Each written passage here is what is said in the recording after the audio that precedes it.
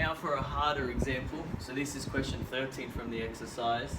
The question says triangle QRT is isosceles and triangle QRT is from Q down to R to T. So that's the largest triangle that we can see. With QR being equal to QT, So that's there and that's there. If Rx, so R to X, is equal to TY, so T to Y, which is there,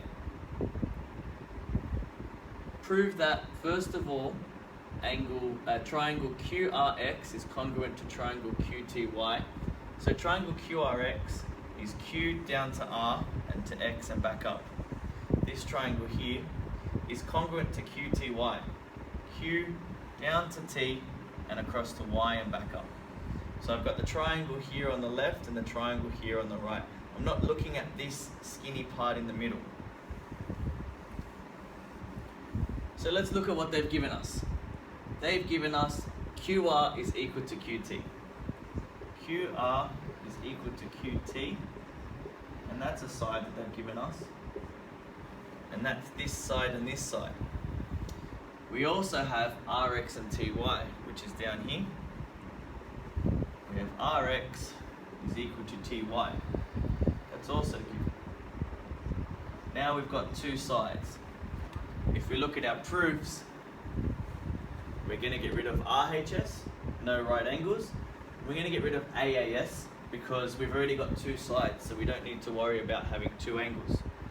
So all we're tossing up between is whether we can prove QX is equal to QY, because that will make this proof, or I need the angle in between these two sides, which is this angle down here and this angle here. At the beginning of the question it said triangle QRT is isosceles. What we know about isosceles triangles is that if two sides are the same, two angles are the same as well. That gives us this proof, SAS, because we now have the included angle. We have angle R, which is in the corner down here, is equal to angle T because they're the base angles of isosceles triangles. So I've just written in brackets base with the angle symbol of isos triangle, which is an angle.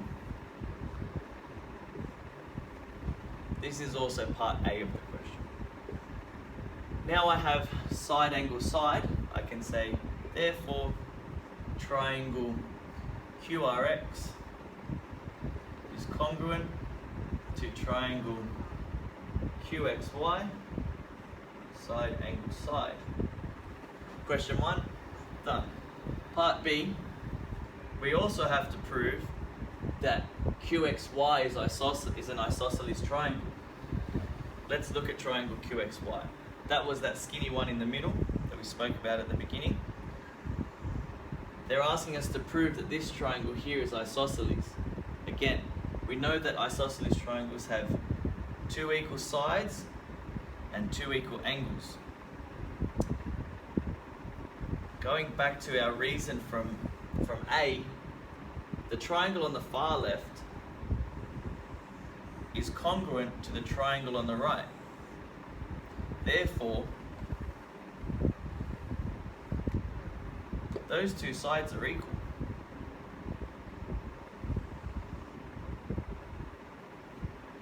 Now we can say QX, or we can say as triangle QRX is congruent to triangle QXY,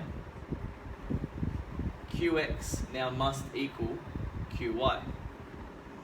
QX is equal to QY.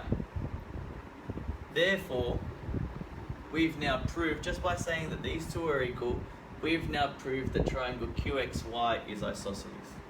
Triangle QXY is isosceles. And that's part A, and that's part B, and that's a more difficult example.